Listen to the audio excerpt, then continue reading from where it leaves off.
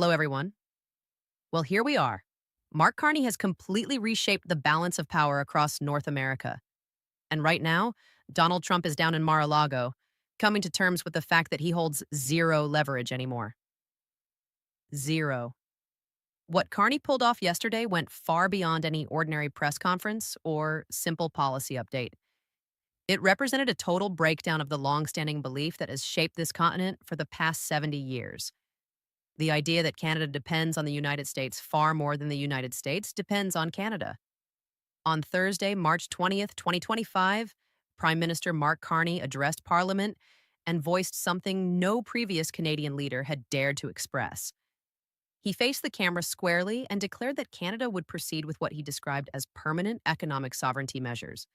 Not short term, not provisional, permanent. He is developing trade networks that entirely sidestep American markets. And he has already secured initial agreements with the European Union, Japan, and South Korea. Then comes the detail that ought to alarm Trump the most. Mexico. Yes, Mexico. Canada has drawn Trump's own United States-Mexico-Canada agreement partner into an independent arrangement that essentially leaves the United States on the outside. Let me rewind about 3 weeks so you can see how we arrived at this point. None of this emerged out of nowhere. On February 28th, Trump posted on Truth Social at 3:47 a.m., because of course he did, announcing he was thinking about slapping 25% tariffs on every Canadian import and 20% on everything else: lumber, oil, natural gas, electricity, steel, aluminum. He labeled it a fair trade adjustment. In Trump's version of events, purchasing resources from your nearest ally at regular market prices somehow counts as Canada exploiting America. His precise wording, which I have here, went like this: Canada has been ripping off the American people for decades. Fake trade deals, weak borders, time to make them pay their fair share, 25% tariffs coming soon. They will beg us to negotiate. Beg? He actually used the word beg. And how did Mark Carney respond? He stayed completely quiet for exactly 48 hours. No statements from Ottawa, no visible panic, no emergency cabinet sessions the media could capture on camera, nothing at all. Then on March the 2nd, Carney delivered a 6-minute speech that stayed so composed, so precise, and so utterly effective that Trump removed his original Truth Social post inside of 2 hours. Carney stated, quote, "We have modeled every economic scenario involving American tariffs. We have contingency plans that have been in development since 2016. If the United States chooses economic warfare, we will not retaliate. We will simply move forward without them. Without them, not against them. Without them." That single phrase left Trump's hands trembling so much he could barely keep his Big Mac steady. Here is what Trump failed to figure into his thinking. Because Donald Trump has never worked through anything more complicated than his own poll numbers. Canada provides 31% of American oil imports at a time when gas prices are already reaching $4.50 a gallon in California. Trump just threatened to tariff the very resource that keeps American vehicles on the road. 60% of electricity in the northern U.S. states comes from Canadian hydroelectric sources. Michigan, Minnesota, Wisconsin, Pennsylvania, all key swing states. Picture them losing power if Canada flips the switch. And it only gets more serious or more damaging if you happen to be in the White House seeing your whole economic approach fall apart live on television. Canadian pharmacies supply 43% of prescription medications to states along the border because American drug companies apply 300% markups. Trump wants to tariff insulin that Americans routinely cross the border to purchase affordably. Good luck explaining that one to people with diabetes in Montana. But the truly decisive card Carney has kept ready is this: Canada accounts for 17% of global uranium production. What relies on uranium nuclear power plants? And who has been championing nuclear energy as the path to American energy independence? The Republican Party? Who cannot construct even one new reactor without Canadian uranium? The United States of America. Carney understands every bit of this. He had teams of economists run the figures for 8 straight years while he prepared to take office. Trump knows none of it because Trump skips any briefing that does not feature his name, highlighted every few lines. So while Trump was firing off angry posts at 4 in the morning about lying Canadian Carney and the worst trade deal in history, the very USMCA deal he renegotiated himself in 2019. Mind you, Trump once called his own USMCA the worst deal ever. Let that register.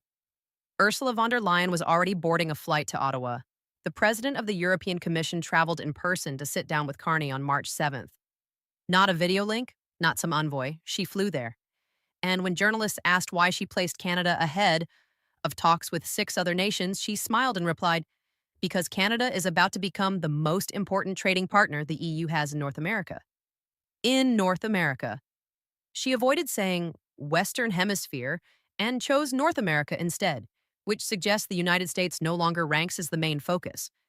They sealed a preliminary deal on March 9th that achieves something never seen before.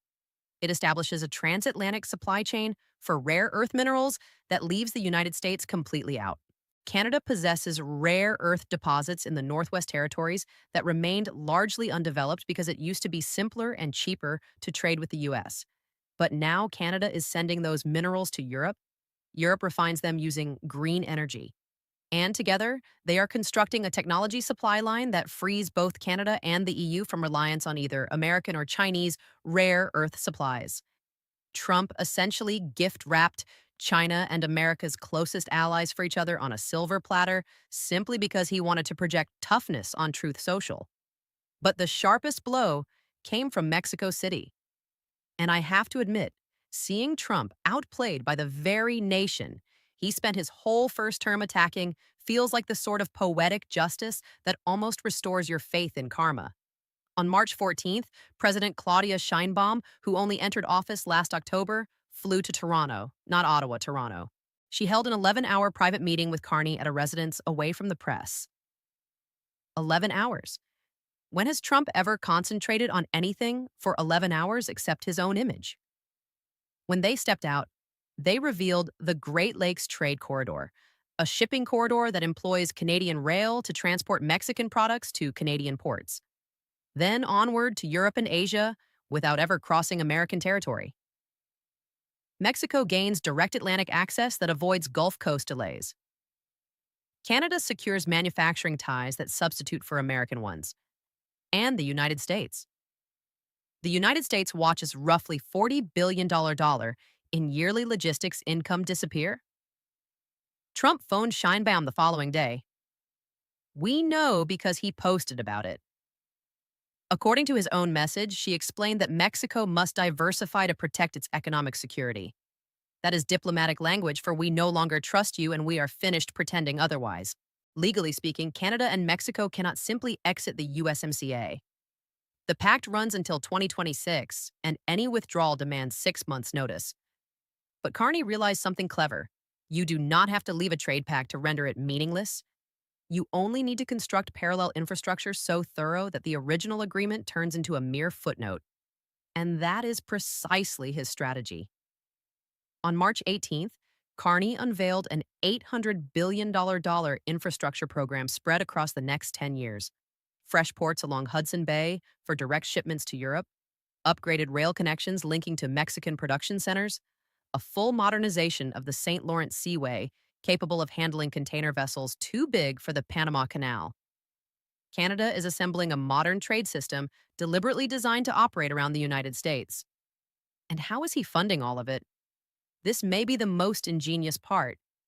He is tapping pension funds. Canadian pension funds rank among the biggest and steadiest investment sources globally. By law, they must direct capital into long-term, low-risk infrastructure projects.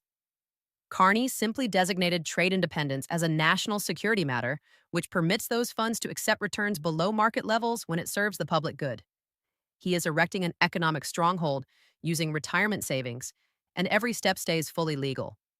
At this point, you might expect Republicans in Congress to intervene. Surely they would warn Trump he is wrecking vital American trade ties. They would push for real talks. They would behave like grown-ups. Think again.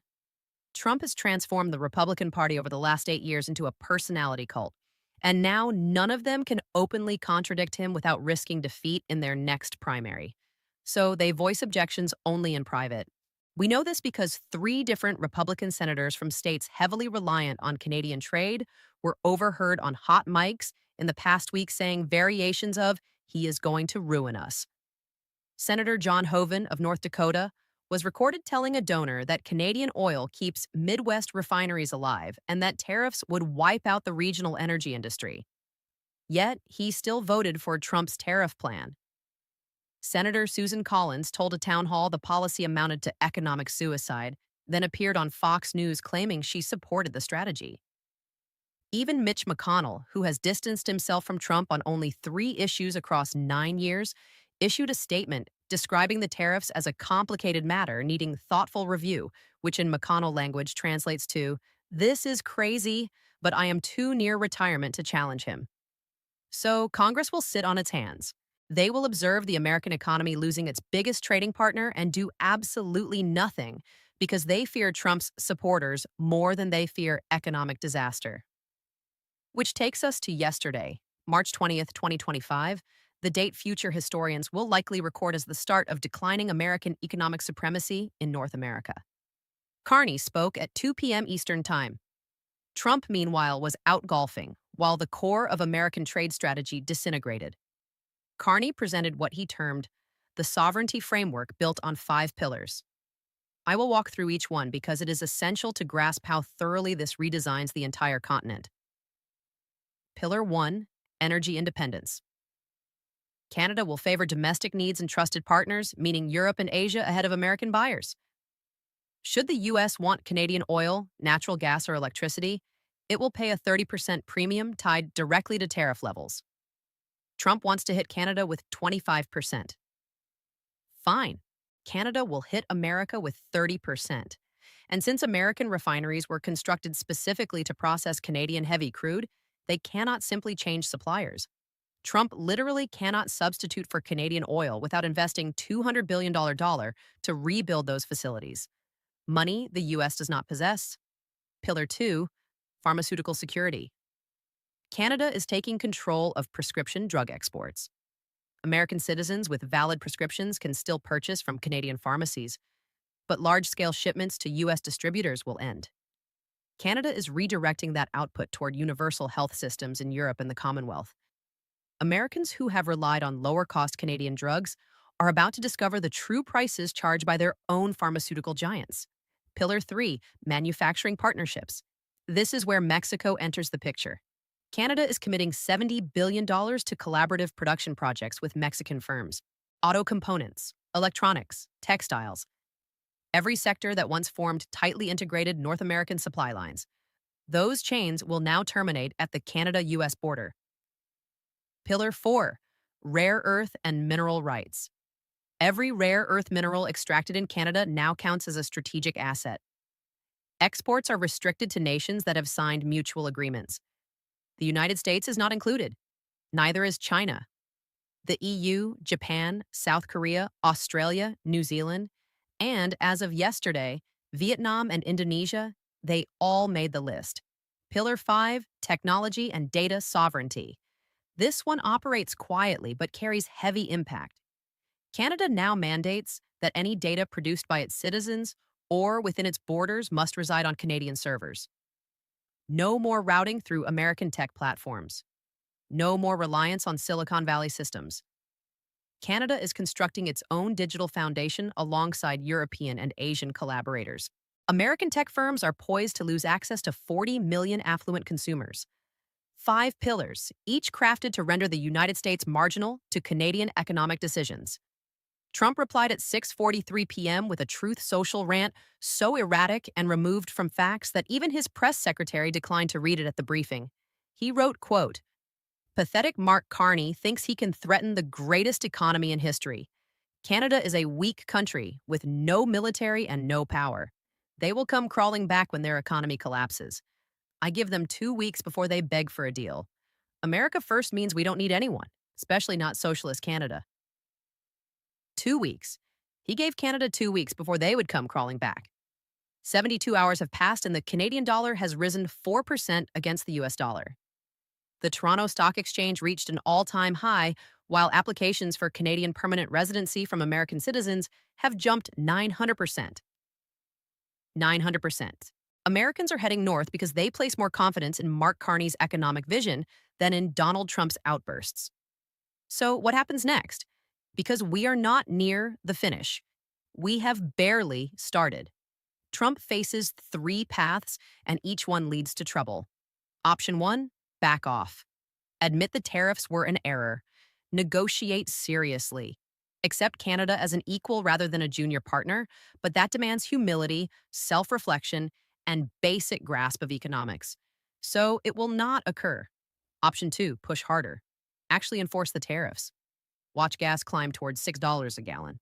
See heating bills triple across the Midwest. See prescription drugs become unaffordable for millions. Then try pinning the blame on Canada. This seems the most probable route since Trump has never owned a mistake in his life. Option three, declare a national emergency, label Canada a security risk, attempt to seize Canadian holdings inside the US, and block trade through executive action. This is the worst case path because it would validate every claim Carney has made. It would demonstrate to the world that the United States cannot be counted on as a partner and would speed up the shift away from dollar dominance worldwide. And here's the key point. Carney maintains backup plans for every possibility. He spent 8 years leading the Bank of Canada and then the Bank of England, mastering the art of outsmarting bigger economies. He can anticipate Trump's next move before Trump himself does because narcissists follow predictable patterns. But there is one more dimension we have not yet covered, and it should trouble American planners deeply. On March 19th, the day before his major address, Carney held an unscheduled phone conversation with Australia's Prime Minister. Australian media reported it. According to those accounts, the two leaders explored coordinated resource strategies among Commonwealth countries. Why does that matter? Australia produces 28% of the world's lithium. Canada produces 17% of its uranium. Combined, they command sufficient rare earths, fresh water, and farmland to meet the needs of the entire democratic world without depending on authoritarian states. Both nations share constitutional monarchies, comparable legal traditions, and a common experience of being underestimated by larger neighbors. Should Canada and Australia formalize a resource partnership and include New Zealand, the United Kingdom, and possibly India, which has shown interest in reviving Commonwealth trade, the result would be an economic bloc, controlling the raw materials essential for clean energy, nuclear power, and high-tech industries. With the United States excluded, Trump remains so fixated on China that he has overlooked the chance that America's traditional friends might simply create their own arrangements and move on without the U.S. We also need to address what is unfolding on Canadian streets because this goes beyond government decisions. It has become a nationwide shift. Fresh polls indicate 87% of Canadians back Carney's sovereignty framework. 87%. In a nation where 60% support on any issue counts as a huge victory, 87% stands out as extraordinary. Rallies are taking place in Toronto, Montreal, Vancouver, and Calgary. Cities that rarely see eye to eye are now aligned on this issue. Canadian social media overflows with tags such as our Canada First and our sovereignty. There is even a widely shared video of a Tim Hortons worker in Edmonton who declined to serve an American wearing a MAGA hat. Rather than discipline the employee, the company issued a statement affirming its staff's right to show Canadian pride. This is a country that has spent its whole history being courteous, flexible, and differential. Now its people have decided enough is enough. Enough apologizing for universal health care. Enough accepting American cultural influence as unavoidable. Enough believing that shared geography equals automatic subordination. Trump labeled them weak. They are demonstrating what real strength looks like. Because Trump and his team fundamentally miss the point. Trade policy is not solely about dollars and cents. It concerns trust. It concerns relationships. It concerns the conviction that deals will be kept and partners will behave honorably. Over the past 8 years, across 2 Trump administrations with a Biden term in between that could not mend the harm, the United States has steadily eroded the confidence that required 70 years to establish. Trump pulled out of the Trans-Pacific Partnership on his 3rd day in office. He scrapped the Iran nuclear agreement that Canada had helped craft. He placed tariffs on Canadian steel and aluminum and justified them on national security grounds, suggesting America's closest friend posed a danger. He attempted to hold Canada responsible for the opioid epidemic, despite DEA data showing 93% of fentanyl enters through the southern border, not the northern one. Whenever Canadian officials sought dialogue, compromise, or ways to preserve the partnership, they encountered mockery, warnings, and pre dawn social media attacks. Carney studied that pattern and reached a clear conclusion. The situation will not improve on its own. American politics have changed at a basic level.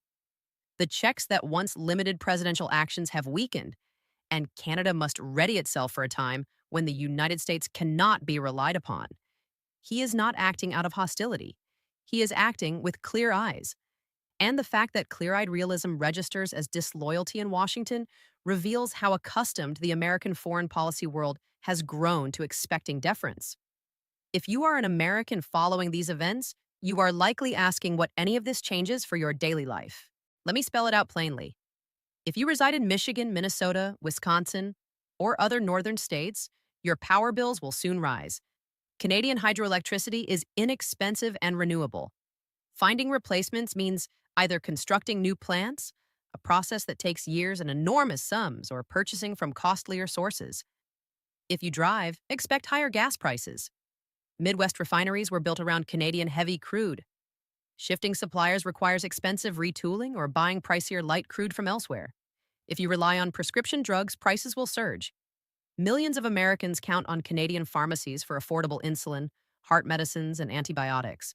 When bulk exports cease, those costs jump back to full American pharmaceutical rates. A 300 to 400% hike almost immediately.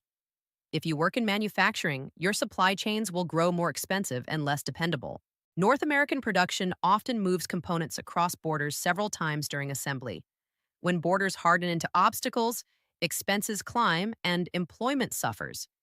And if you are younger and contemplating your future amid climate challenges and economic uncertainty, Canada has suddenly become a far more appealing place to settle. It offers political steadiness, universal health coverage, and a government channeling resources into infrastructure rather than tax breaks for the wealthy. That is not spin. Those are concrete policies. Trump is pushing American talent northward without even noticing. At its core, what is unfolding is something American media hesitates to state directly because it sounds overly dramatic or conclusive. This marks the start of the end of American preeminence within North America, not worldwide. The U.S. retains the biggest economy, the strongest military, and vast cultural reach. But inside North America, the old premise that Washington dictates the rules while Canada and Mexico comply has ended. Mark Carney has shown that a capable middle power, guided by intelligent leadership and careful planning, can outplay a superpower run by an impulsive narcissist. He achieved it peacefully without sanctions or raised voices. He simply created options and let Trump undermine himself. The approach is transferable. Other nations are observing closely.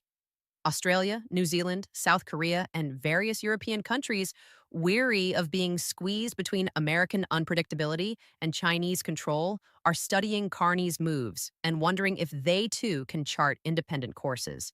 This is the price of choosing leaders who treat alliances as business deals and diplomacy as entertainment. You do not merely forfeit the present arrangement, you forfeit the confidence required for any future arrangements.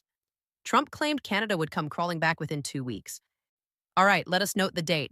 Today is March 21st. 2 weeks later lands on April 4th. On April 4th, I will be here reviewing the numbers. We will examine the Canadian dollar. We will check the Toronto Stock Exchange. We will look at polling. We will review trade flows. And we will discover which economy ends up asking for help. My forecast, stated clearly now, is that 2 weeks from today, Canada will not be the one seeking talks. Instead, American governors will be contacting the White House, urging Trump to retreat because their voters are outraged over rising energy costs. Republican senators in competitive states will be pleading for agreements because their own polls show trouble ahead in 2026. Business executives who depend on Canadian supplies will be quietly approaching Ottawa for separate deals, aware that Trump cannot safeguard their needs. Trump established the deadline. Let us hold him to it. I realize this has been a lengthy discussion, and we have covered many specifics, But it is important to recognize why the situation reaches beyond trade numbers and economic charts. This concerns whether democracies can still operate effectively in the 21st century, and Canada is demonstrating that they can. Mark Carney campaigned on economic sovereignty and climate responsibility. He is now delivering precisely what he pledged. He is making investments whose benefits will arrive after his present term concludes, which shows he is leading with an eye on tomorrow rather than the next election. By contrast, the United States swings from one emergency to another, from one post to the next, lacking any consistent direction or lasting institutional knowledge. We cannot plan even a year ahead because we cannot be certain our own government will respect commitments signed only weeks earlier.